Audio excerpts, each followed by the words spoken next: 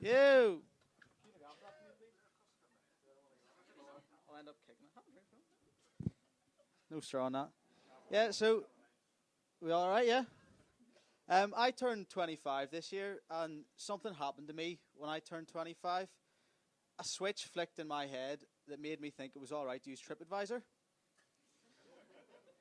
I don't know what it is. I'll be out on a Saturday night and think, fuck this place. Like, great alcohol selection, very well priced, tentative staff, will definitely return to Pop World Liverpool.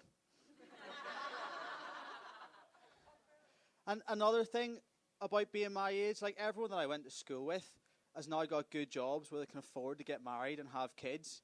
Like, they don't have to describe their kids as a wee surprise. Like people my age can afford to have kids or get married, afford a cocaine habit.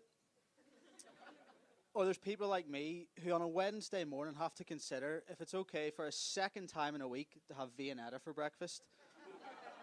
Thank you very much. What's your name? Steve. 73, wasn't it? That's 1970. That's what I meant. That's not that old-ish. Yeah, I went away at the start of this summer with my girlfriend.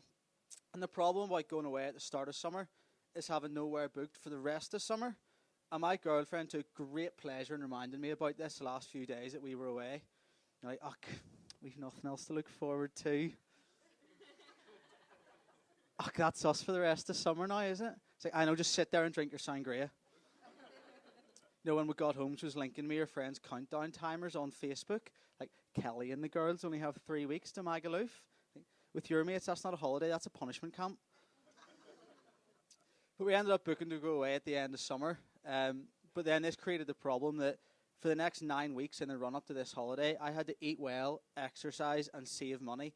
My girlfriend turned into Joe Wicks, the body coach. I'd eat well all week, exercise. I'd be like, Friday night, why don't we get a takeaway? We'll get some Chinese food. Like Chinese food, Steve? Yeah. And she'd be like, it's not really low in calories. Low in calories. I'm running low on fucking patience. On a Saturday, I suggest, why don't we go out for a meal? Like, we'll have a few drinks. She's like, well, I thought instead we could cook from the Lean in 15 book. The Lean in 15 book. Number one, it takes 20 minutes to find a recipe I can even understand.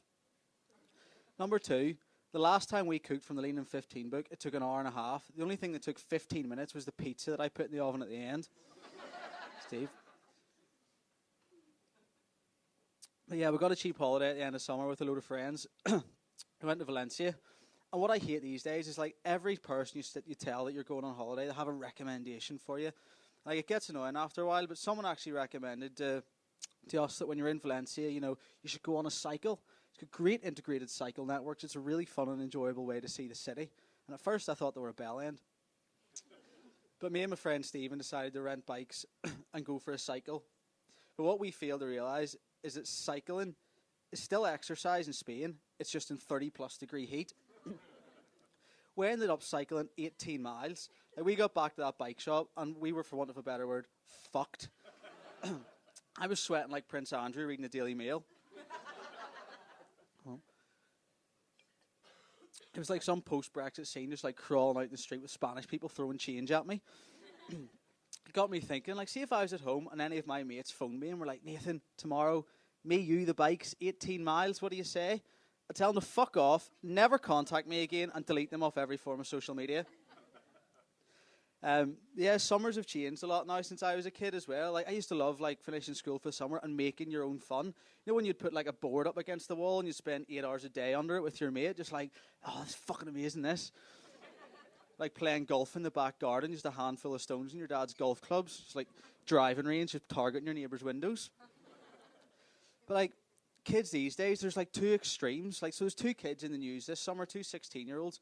One of them, 16-year-old girl, sailed across the Atlantic Ocean in a zero-carbon emissions yacht to give a speech at the UN Climate Summit in New York.